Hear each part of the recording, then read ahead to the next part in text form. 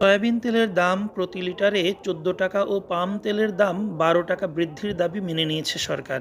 ফলে গত মঙ্গলবার থেকে বাড়তি দামেই ভোজ্য তেল কিনতে হচ্ছে ভোক্তাদের। এর আগে গত ৯ ডিসেম্বর সর্বশেষ বোতলজাত সয়াবিন তেলের দাম বাড়ানো হয়েছিল। তখন লিটার প্রতি দাম নির্ধারণ করা হয় ১৭৫ টাকা। নতুন দাম অনুসারে প্রতি লিটার বোতলজাত সয়াবিন তেল কিনতে খরচ করতে হবে ১৮৯ টাকা, যা আগে ছিল ১৭৫ টাকা। ৫ লিটার সয়াবিন তেলের বোতলের নতুন দাম নির্ধারণ করা হয়েছে ৯২২ টাকা, যা আগে ছিল ৮৫২ টাকা। বোতলজাত তেলের পাশাপাশি খোলা সয়াবিন ও পাম তেলের নতুন দাম হবে প্রতি লিটার ১৬৯ টাকা, যা আগে ছিল ১৫৭ টাকা। এদিকে এ দাম কার্যকর করতে গত রোববার বিজ্ঞপ্তি দেয় Bangladesh vegetable oil refiners and Vanaspati manufacturers association. এর একদিন পর একই দাম ঘোষণা করে বাণিজ্য মন্ত্রণালয়।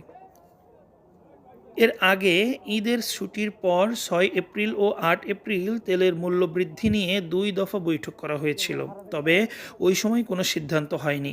এরপর ভোজ্য তেল উৎপাদনকারী প্রতিষ্ঠানগুলোর সংগঠন প্রতি লিটার সয়াবিন তেলের দাম ১৪ টাকা বাড়ানোর ঘোষণা দেয়।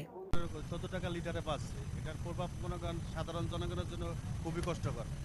কারণ আপনার এই ১৪ টাকা লিটারে অনেক কিছু, কারণ আগে থেকে তো তেলের বাজার পাচ্ছি, আবার নতুন করে আবার ১৪ টাকা পাচ্ছে, এতে দেখা যায় সাধারণ জনগণের ভিতরে অনেকটা প্রভাব ফেলবে। এটা তো সমস্যা হচ্ছে, আমাদের তো অনেক সমস্যা হচ্ছে। আমাদের মনে করেন তেলের দাম বাড়লে কাস্টমার কমে যায়, সব দিক দিয়ে আমাদের সমস্যা হয়ে দাঁড়ায়, চালান বাইরে যায়, সব দিক দিয়ে আমাদের প্রভাব ফেলে, ব্যবসার অনেক সমস্যা হয়ে যায় আমাদের। এদিকে বাড়তি দামে তেল কিনতে বাধ্য হয়ে বিপাকে পড়েছেন ক্রেতারা। সরকারের এই সিদ্ধান্তকে ভালোভাবে নিচ্ছেন না তারা।